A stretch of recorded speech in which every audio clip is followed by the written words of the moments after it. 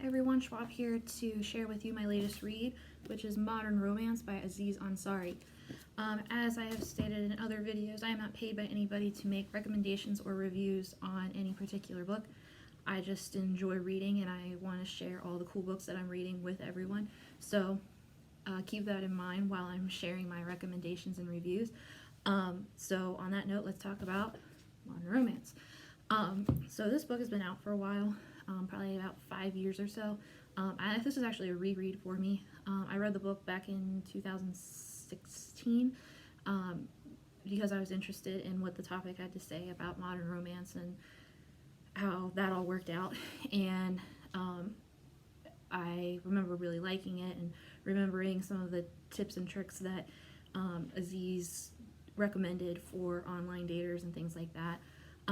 I read it again because recently, while I have been reading a lot of really good books, as you can see from other videos that I have, they're also really dark and tragic, and I needed a break. And then I went and read Mary Poppins, and Mary Poppins, while it was delightful, that was just like another extreme. So I went from dark and tragic to rainbows and butterflies, and I just need something in the middle. So I remember liking Modern Romance, and I decided to pick it up again and see why I liked it so much and why I connected with it the first go around. So Aziz Ansari is probably best known for being on the show Parks and Rec, which is Amy Poehler's show that was on NBC a few years ago. It's now on Netflix. Other people that were on it were Nick Offerman, Chris Pratt, Aubrey Plaza, and so it's a funny show.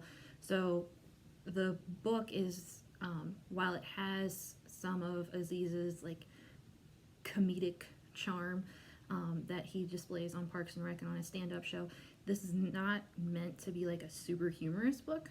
I mean, he talks about funny anecdotes that are relatable, and he, talks about food a lot, and he, is very, but he overall is more of a knowledge for knowledge sake kind of book, and he goes into it and he's like really in depth and he studies all of the things like very carefully, and he has a group of psychologists and professors and sociologists that he works with to create this book, and the whole thing is very interesting, and this was something that was like his little passion project, and so he could send out to the masses like, this is what everybody's thinking, this is what everybody's doing, and seeing what people were doing in the age of modern romance.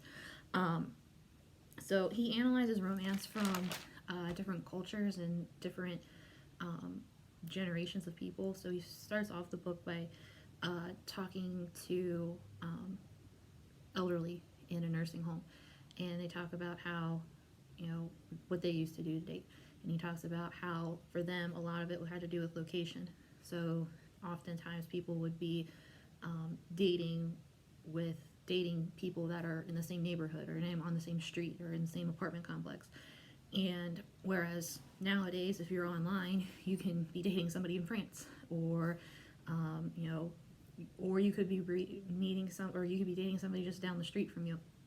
But that technology is expanding the horizons a little bit, and he talks about the different cultures and how, like American culture, you have one way of doing things, and then he went to Paris, he went to Buenos Aires, and he went to Tokyo, and he analyzed their dating patterns and things like that. He went to Buenos Aires because that is supposed to be the place where everybody's dating, and Tokyo is the place where nobody's dating. And so he dives into those stories, and he figures out like, why is that the case? Why is this the best city to date in, and this is the worst city to date in? That kind of thing. So that was really interesting to just see the comparisons of the different cultures and things like that.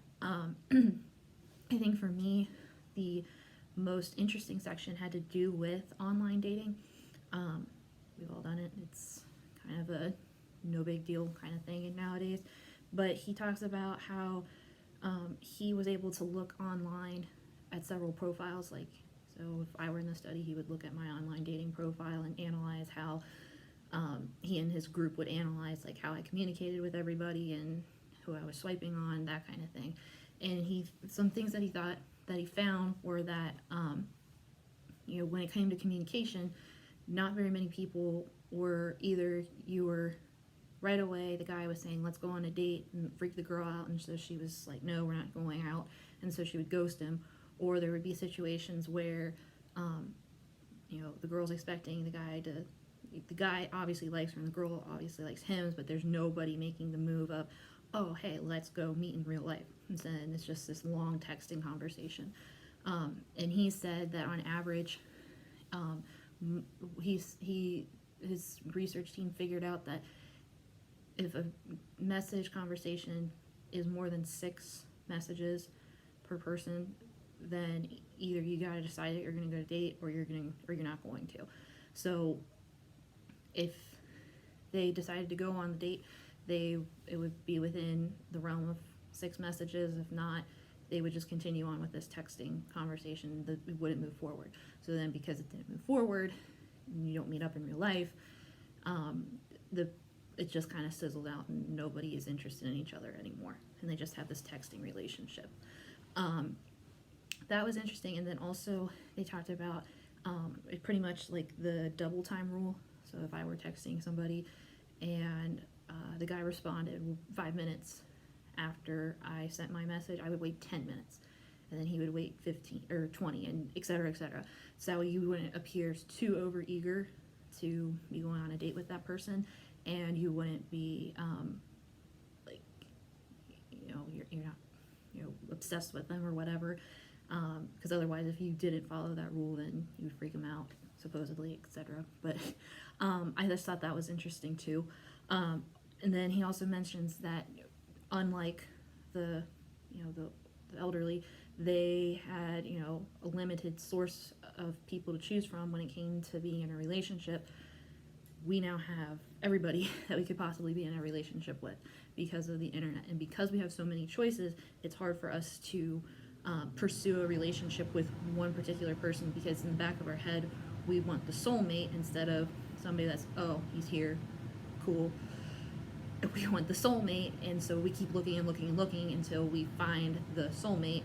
And so it's harder for people to commit to something because they're thinking, oh, there's somebody else that's better, somebody else is better, somebody else is better.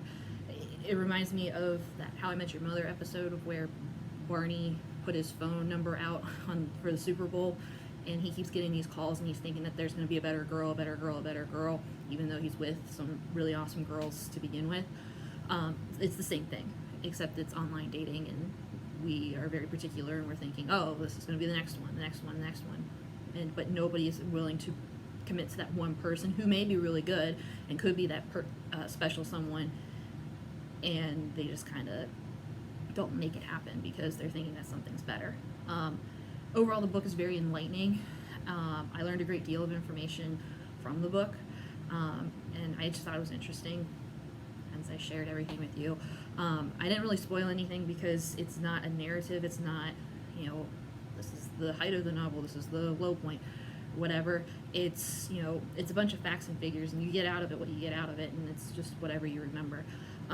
So overall, I think it's really interesting, and I think anybody that's in the dating scene or wants to get back into the dating scene should probably check it out, because it's just interesting how everything operates.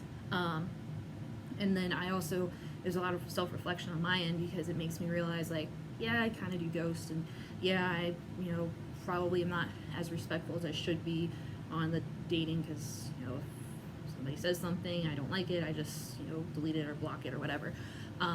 And you have to remember that there's a person on the other side of that profile that sees your actions and reads your things, and you need to be aware of what is going on there.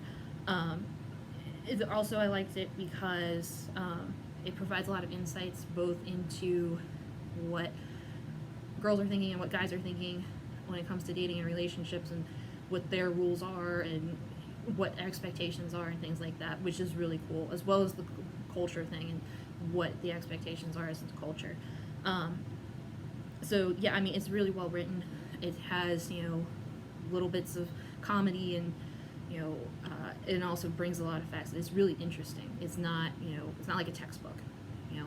So with that in mind, I think it's a really good read. Goodreads even had it as one of their top books in, I think, 2015 or 2016. So definitely worth reading. But that's all I have for today. As always, you can pick up Modern Romance on Amazon, bookstores, libraries. If you like what you saw today, hit subscribe, and you can watch any of my other videos, and you can also get in the know on if I upload any others. My next video will be I will be reviewing Unfiltered by Lily Collins. But until then, keep on reading, and happy National Book Day or Book Lovers Day. I'll see you later. Bye.